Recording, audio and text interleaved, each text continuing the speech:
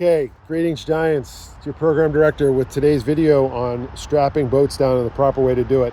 Before we get into it, I want to stress that these boats were strapped correctly. I changed them to demonstrate things I don't want to see.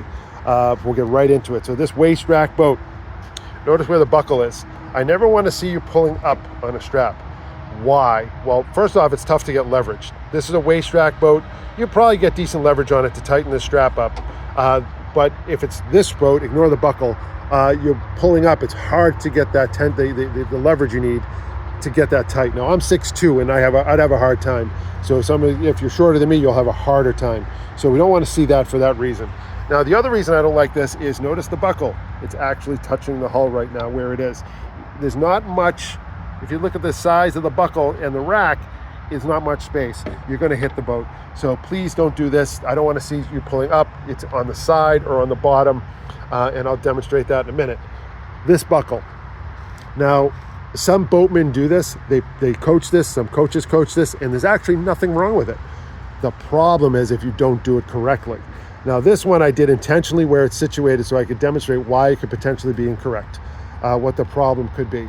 So with the buckle, as you're pulling down, I'm touching the boat right now. So it's not fully tight, and I'm on the boat.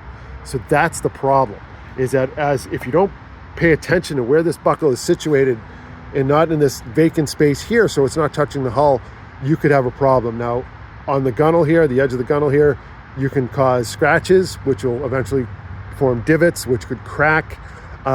It could compromise the hull, unlikely, but it is very possible to happen.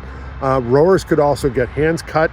You could get splinters from it. So there's a lot of reasons why this is bad. Although there's nothing wrong with it, I don't like it for those reasons. So please don't strap the boats this way. If you have questions, I'd be happy to talk to you about them. But let's get into what I do like to see now. This is what I want to see. It's the perfect position. The buckle's on the bottom. You're not touching the hull. There's no way this buckle is going to touch the hull.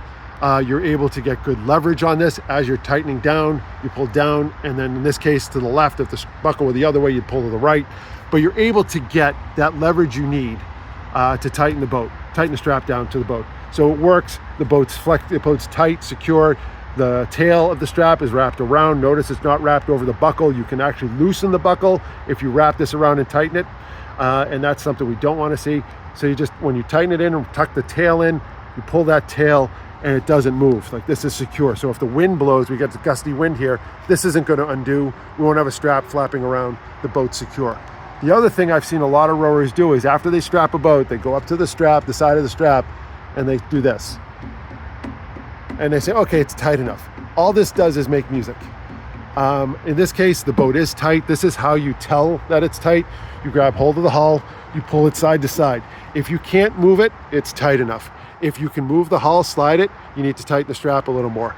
Remember, plucking, all that does is make music. Even if it's a little loose, it's still going to make a little noise. It's not what I want to see.